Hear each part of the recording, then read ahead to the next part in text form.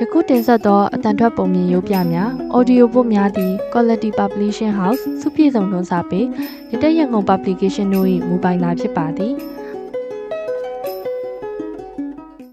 မင်္ဂလာပါမောင်ညီမလေးတို့ရေမမကတော့ပုံမြင်တင်ဆက်သူမစုပြည့်စုံတွန်းမယ်ဖြစ်ပါတယ်မမဒီနေ့ဖတ်ပြမယ်ပုံမြင်လေးကတော့စုပြည့်စုံတွန်းစာပေကနေထုတ်ဝေထားတဲ့တမင်ပြိုဤနောင်တာလို့အမည်ခေါ်တဲ့ပုံမြင်လေးပဲဖြစ်ပါတယ်ရှိသည့်အခါတောတစ်ခုတွင်ချက်စားပြုံမြူးနေသောတမင်ပြိုလေးတစ်ကောင်ရှိတဲ့ကွယ်တနေ့တွင်ရေအိုင်တစ်ခုကိုတောင်း၍ရေတောက်နေတာပေါ့ဟိုအခါအလွန်ကြည်နေသောရေ၌မိမိအရေးကိုမြင်ပြီးရေရိပ်တွေထင်နေသောဥကြိုကိုကြည့်လျက်တွေးတောနေလေတဲ့အလွန်တင့်တယ်လှပသောဥကြိုပါတကားသူတစ်ပါးမြင်ရလျင်ငါ၏ဥကြိုကိုနှစ်သက်ဆုံးမကြပြီဟုစိတ်ကြီးဝင်ရဲ့ဥကြိုကိုအဖန်တလင်းနဲ့ချီးမွမ်းနေရပေါ့ရေတောက်ပြီးတော့ကုန်းထက်သို့တက်လေလျင်ရှုပ်များဖြစ်ပေးခြင်းနေသောခြေထောက်ကိုမြင်လေတဲ့ငါ၏ခြေထောက်မှမူဥကြိုကဲ့သို့မလှပါမျက်နှာစရာမဖြစ်ပါတကားဟုခြေထောက်ကိုကဲ့ရဲ့လျက်တောသို့ဝင်လေရပေါ့ဟိုစဉ်မိုးဆူးတစ်ယောက်သည်တမင်မျိုးမြင်၍လင်းနှင့်ပြည့်ရန်လိုက်လေတဲ့တမင်ပြိုလဲတေပြီးကိုကြောက်လန့်၍ခြုံနယ်ပိတ်ပေါင်းထူထပ်သောတောဟုအတွင်းသို့တိုးဝေးလျက်ပြေးလေတဲ့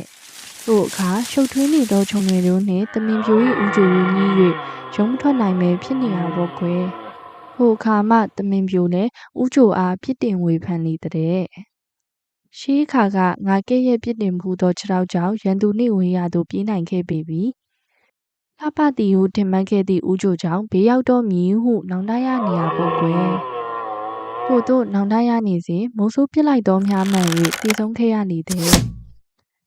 ဒီပုံမြင်လေးကိုဖတ်ပြီးမောင်ညီမလေးတို့တွေလည်းဘေးအရာမဆိုအထင်မသေးကြဖို့နဲ့အထင်လည်းမကြီးကြဖို့နားလည်သဘောပေါက်ကြပါစေကွယ်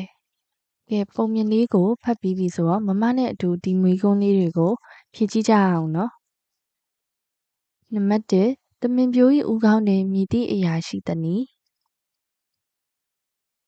နံပါတ်2တမင်ပြိုသည်ရေကန်တွင်မြင်ရသောမိမိအရေးကိုကြည့်၍ဥကြိုကိုမြည်ကဲ့သို့ချီးမွမ်းသနည်း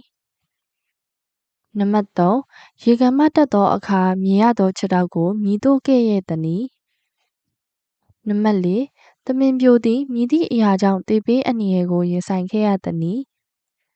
နံပါတ်5ဤပုံမြင်ကြောင့်မြည်သည့်သင်ခန်းစာရသနည်းမမရဲ့ပုံမြင်လေးကိုဆက်ပြီးတော့နားထောင်ခြင်းနဲ့ဆိုလို့ရှိရင်တော့မမရဲ့ YouTube channel ကို subscribe လုပ်ထားဖို့မမေ့ပါနဲ့เนาะ